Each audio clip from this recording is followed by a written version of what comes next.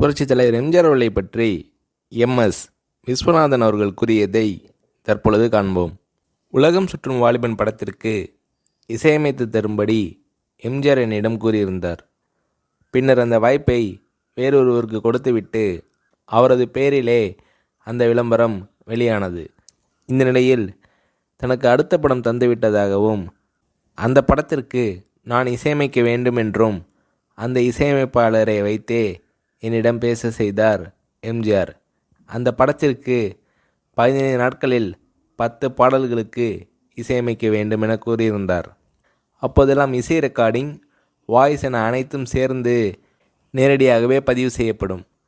நாங்கள் அன்று முழுவதும் இசையமைத்திருந்த பாடல்களை கேட்டுவிட்டு இது எதுவும் சரியில்லை என்றாலும் வேறு வழி இல்லை, இந்த பாடலை எடுத்துக்கொள்ளலாம் என கூறிவிட்டு சென்று விடுவார் எம்ஜிஆர் அவர்கள். எனக்கு இரவு முழுவதும் உறக்கமே வராத நிலையில் மறுநாள் மீண்டும் சில பாடல்களை இசையமைத்த பிறகு அதனை கேட்ட எம்ஜிஆர், நேற்றைய பாடல்கள் கூட ஓரளவுக்கு நன்றாக இருக்கும், இன்று அப்படி இல்லை, என்ன செய்ய முடியும், இந்த பாடல்களை எடுத்துக்கொள்வோம் என கூறிவிட்டு சென்று விடுவார். ஆனால் வேறு வழி இல்லாததால் நாம் எந்த பாடல்களையும் விட வேண்டாம் எனவும் எல்லா பாடல்களையும் எடுத்துக்கொள்ளலாம் என்றும் கூறினார். அதன்படி நான் இசையமைத்த 10 பாடல்களையும் எடுத்துக்கொண்டார் எம்ஜிஆர் அவர்கள். பின்னர் என்னை தொலைபேசியில் அழைத்த எம்ஜிஆர் அவர்கள் பாடல்களை இசையமைத்ததற்கான பணத்தை வந்து பெற்றுக்கொள்ளுமாறு கூறினார். என்னுடைய பாடல்கள் நன்றாக இல்லை என்று கூறிவிட்டீர்கள், அதனால் அந்த பணம் எனக்கு வேண்டாம் என்று நான் கூறினேன். ஆனால் அவர் என்னை கட்டாயப்படுத்தி வர சொன்னார்.